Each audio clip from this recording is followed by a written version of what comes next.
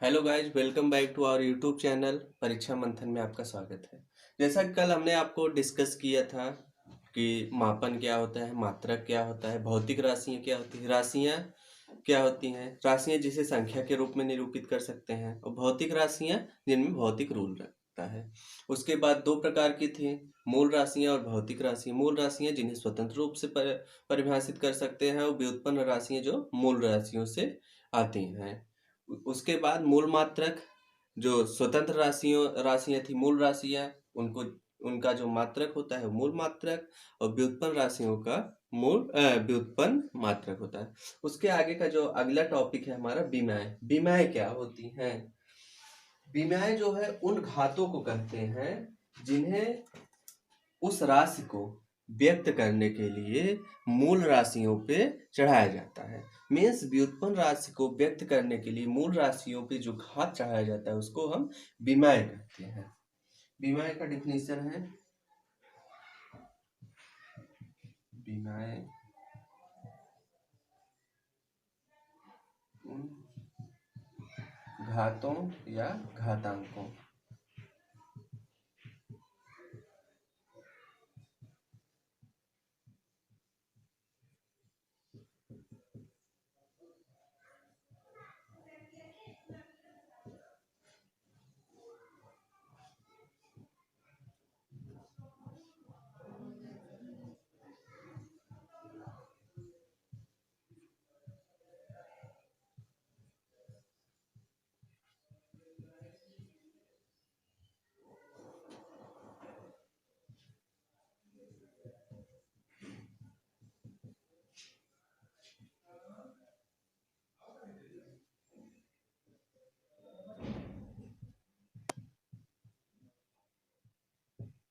विमाएं उन घातों या घातांकों को कहते हैं जिन्हें उस राशि को व्यक्त करने के लिए मूल राशियों पर चढ़ाया जाता है।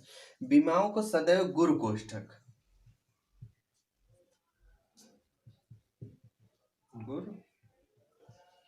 जो होता है, इसको स्क्वायर ब्रैकेट भी कहते हैं, इसमें लिखा जाता है। तो जो मूल राशियों का विमेय संकेतांक है वो हम आपको बता दें। लंबाई, इसका जो विमेय संकेतांक होता है वो L होता है। द्रव्यमान का M होता है। समय का T होता है। विद्युत धारा का जो विमेय संकेतांक होता है A होता है। ताप का विमेय संकेतांक K होता है। ज्योति तीव्रता का विमेय संकेतांक जो है वो CD होता है, और वस्तु का द्रव्यमान का विमेय संकेतांक मोल होता है।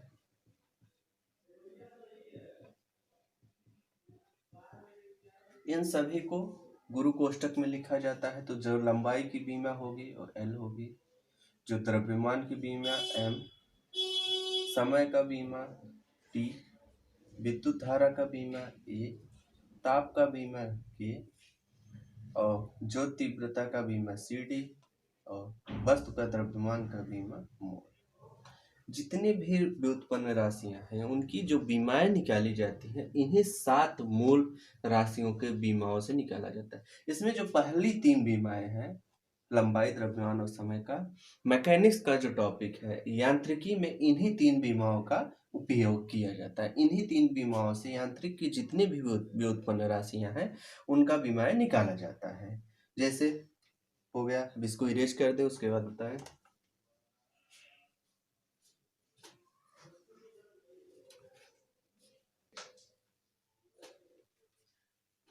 अब हम आपको जैसा बताएं कि द्रव्यमान, लंबाई, द्रव्यमान और समय की जो ये 3 बीमाएं हैं LMT, यांत्रिकी में इन्हीं 3 बीमाओं का उपयोग किया गया है। जैसे हमें आयतन की अगर बीमा निकालना हो, आयतन बराबर होता है लंबाई गुणे चौड़ाई गुणे ऊंचाई।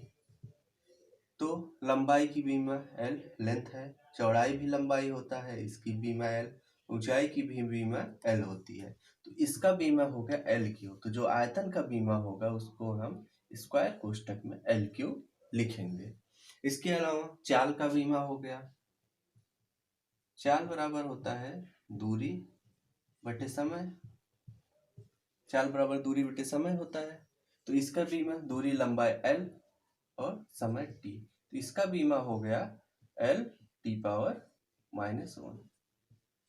जैसा हम आपको बताएं कि जो घात होते हैं उन्हीं को विमाएँ कहते हैं। जैसे एक अगर हम एग्जाम्पल के रूप में ले लें तो अगर द्रव्यमान का घात a है, लंबाई का घात b है, समय का घात t है, c है, उसके अलावा ताप का घात d है, तो इसको हम इस रूप में निरूपित कर सकते हैं l power a, m power b, t power c और k पावर d।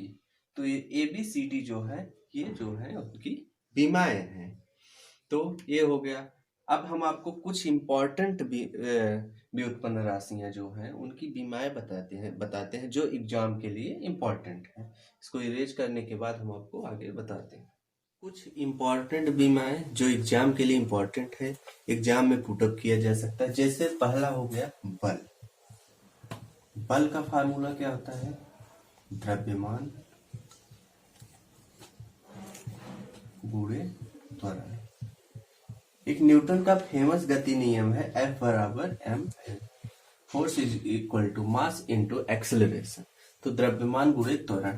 त्वरण का क्या होता है विमीय सूत्र? त्वरण इसका जो मात्रक है मीटर पर सेकंड स्क्वायर।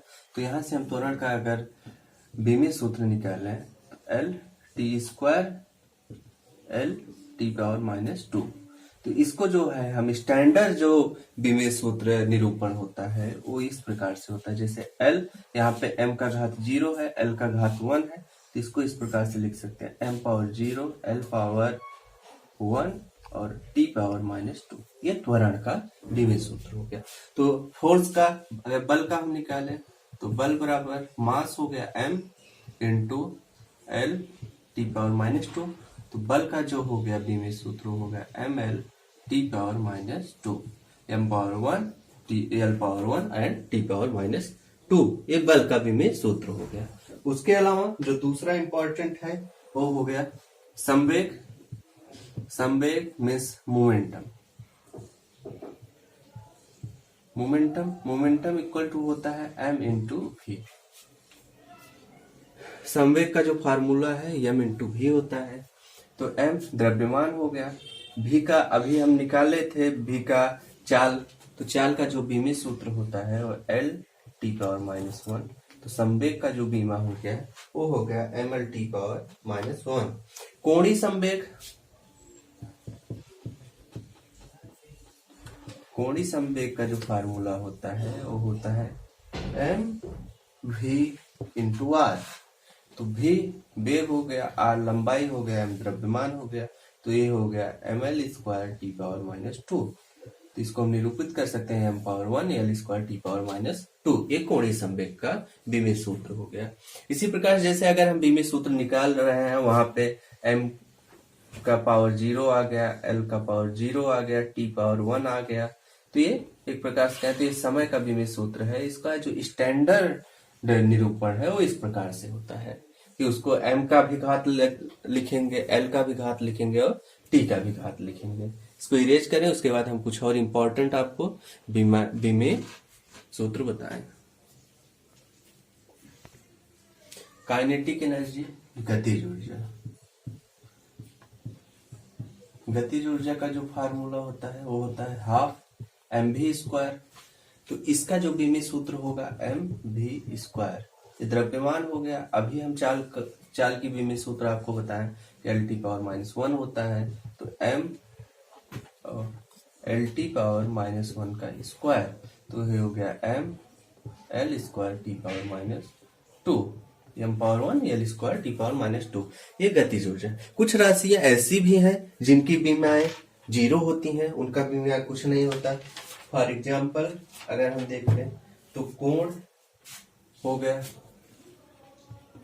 कोण की बीमा जो है 0 होती है। कोण बराबर होता है चाप बटे त्रिज्या। तो चाप त्रिज्या दोनों की लंबाई हो गई, दोनों कट गया, तो उसका जो विमीय सूत्र होता है वो 0 होता है। उसके अलावा कुछ और इम्पोर्टेंट जो बीम आए हैं वो हम आपको बता रहे हैं। जैसे हो गया घनत्व। घनत्व क्या होता है? घनत्व का जो फार्मूला है वो है द्रव्यमान बटे आयतन। तो घनत्व का जो बीमीय सूत्र है वो है, घनत्व का बीमीय सूत्र ml⁻³ रेखीय वेग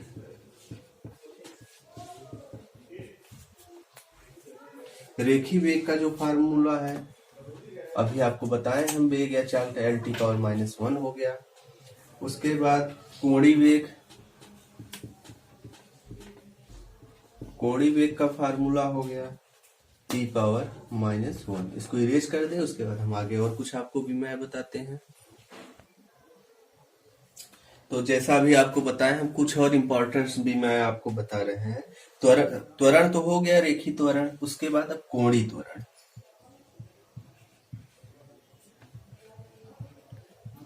कोणीय त्वरण का जो विमेय होता है वो होता है T⁻⁻2। अभी हम आपको रेखीय संवेग जो कि मोमेंटम बताए थे। अब रेखीय कोणीय संवेग का जो विमेय है,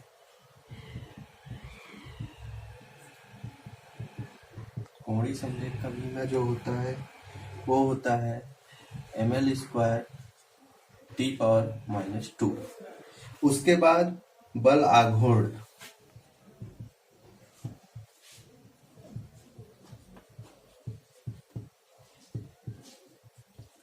बल आघूर्ण का जो विमेय है वो है ml² T⁻⁻2।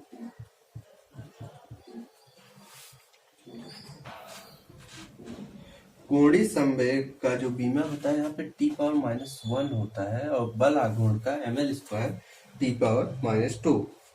जड़त्व आघूर्ण,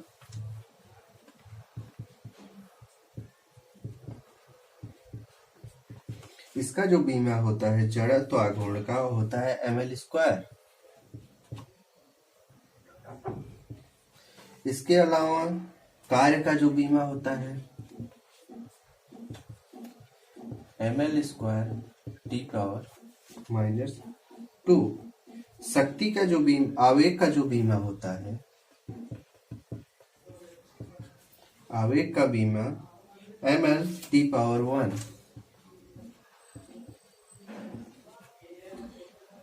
इसके अलावा पृष्ठ तनाव का विमेय, पृष्ठ तनाव का विमेय जो होता है वो होता है m⁻⁻2। तो ये कुछ इंपॉर्टेंट विमेय थी। आज यहाँ पे विमेय का जो टॉपिक है वो क्लोज हुआ। इसके बाद जो अगला टॉपिक होगा वो बहुत ही इंपॉर्टेंट टॉपिक है, वो है मोशन।